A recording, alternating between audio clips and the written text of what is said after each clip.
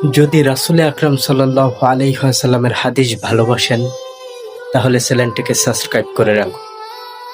রাসূল আকরাম সাল্লাল্লাহু আলাইহি ওয়াসাল্লাম বলেছেন, যে ব্যক্তি প্রতিদিন রাতে 10 বার বলবে আস্তাগফিরুল্লাহাল্লাযী লা ইলাহা ইল্লা হুয়া আতুবু ইলাইহি, তার গুনাহ মাফ হয়ে যাবে, যদিও তা সমুদ্রের ফেনা পরিমাণ হোক না কেন।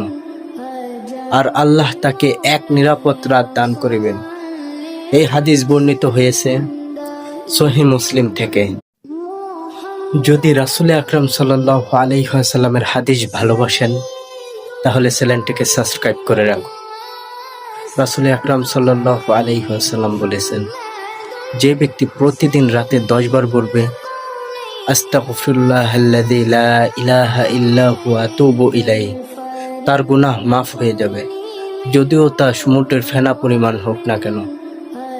আর আল্লাহ তাকে এক নিরাপদ রাত দান করিবেন। এই হাদিস বর্ণিত হয়েছে সহিহ মুসলিম থেকে।